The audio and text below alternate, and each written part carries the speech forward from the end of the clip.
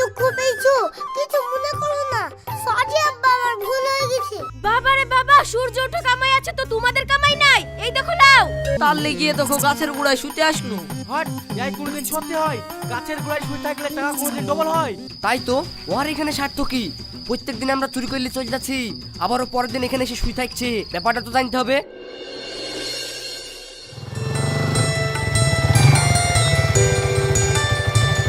কি গো, কি করছো? রওশন কই? রওশন এই তো গা পা ধুয়ে স্কুলে গেল। তাহলে খাবার দাবার করেছো নাকি? দেও। হ্যাঁ, খাবার দাবার তো করেছি, কিন্তু যা চাল ছিল আজকের ভাত হয়ে গেল। কাল থেকে আমি কিছু করতে পারবো না। তা তুমি কি কিছু ধান্দা ফান্দা করতে পারলা? না গো, আজ কেউ তো ধান্দা পানি কিছু করতে পারলাম না। তাহলে তুমি না হয় এক কাজ করো, বাইরে যাও, দিয়ে কদিন কাজ টাজ করে আসো গা। না হলে তো কালকে আখাই ধরাতে পারবো না। বাইরে যদি যেতেই হয়, আমার কাছে তো যাওয়ার টাকাও নাই। তুমি নাহি এক কাজ করো, আকাশ চাচার কাছ থেকে 1000 টাকা ধার করিয়ে নি দাও। কিন্তু আমি মেয়ে ছেলে মানুষ, কি বলে এই টাকাটা চাইতে যাব? তুমি না হয় টাকাটা চেয়ে আনো গা। আরে তুমি গেলে তাও টাকা দেওয়ার চান্স আছে। আমি যা দেশে ঘরে চিটারি করে খেয়েছি, আমি গেলে একটা টাকাও দিবে না।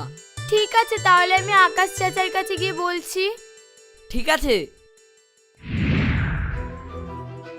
এত টাকা জমিও 1 লাখ টাকা তো বুঝাইতে পারছি নি। কি করি কি করব? ব্যবসায় তো প্রফিট করতে পারবো না নাকি? চাচা, আপনার কাছে তো আসলাম। আমার কাছে তো মানুষ এমনি এমনি আসে না। তুই এসে যখন পড়িস বলো কি বলছো? আপনার ছেলে বেঙ্গলে কাজে যাবে বলছে, তো 1000-5 টাকা ধার দেন না। আপনার ছেলে ওখানে কাজ করি, টাকা পাঠালে আপনার টাকাটা শোধ করে দেবো। তোমাকে তো টাকা দিতে পারবো না গো। তোমার স্বামী বাউন্ডারি করে বেড়ায়, টাকা শোধ করতে পারবে নাকি?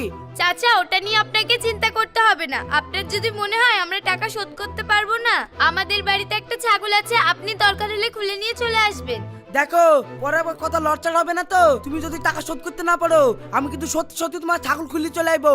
হ্যাঁ হ্যাঁ, ঠিক আছে চাচা। ঠিক আছে, কত টাকা? 5000 টাকা।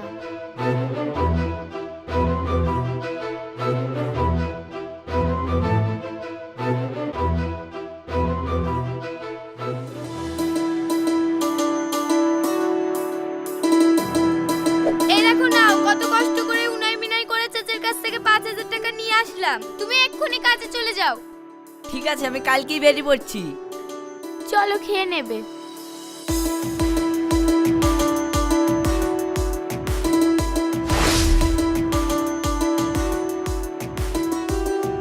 রওশন, তাহলে তোরা সাবধানে থাকিস, আমি তো বাইরে কাজে চলে যাচ্ছি।